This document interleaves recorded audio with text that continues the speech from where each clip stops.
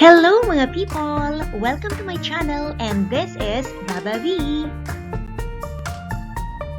Hi mga people! For today's video, we are going to tackle about how do you fix daytime tiredness? Eat often to beat tiredness.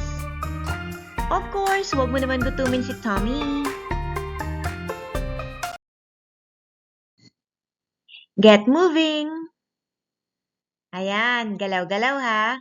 Remember, what we are beating is yung tiredness.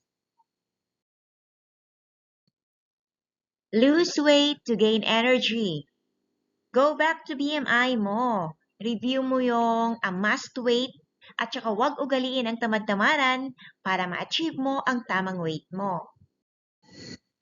Sleep well. Very important to. Need mong sanayin yung oras mo sa tulog. Paano mo yan makuha? Huwag mo na itabi kaya yung cellphone mo sa'yo. What makes your sleep comfortable pala? Dim or total dark room? What about mellow music? And by the way, no overthinking. Wala ka na munang isipin. Tulog ka lang. Reduce stress to boost energy. Paano? Di wag mo na nga daw i-stress ang self mo.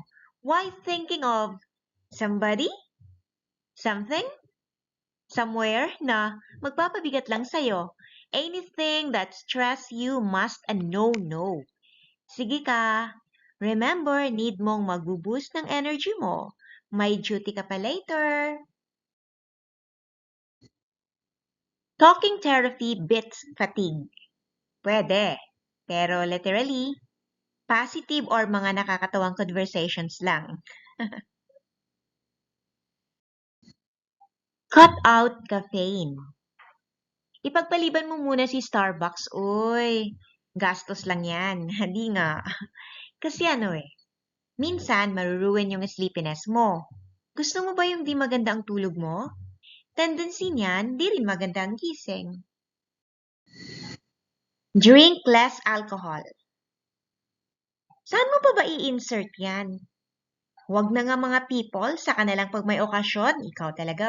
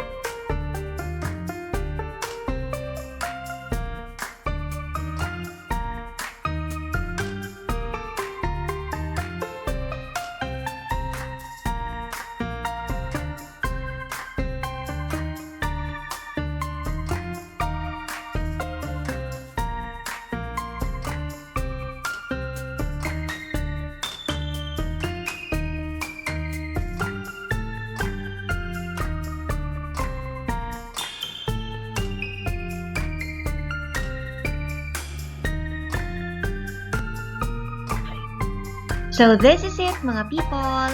I hope you can help me grow my channel. Please like and share and don't forget to subscribe. Thank you and God bless everyone.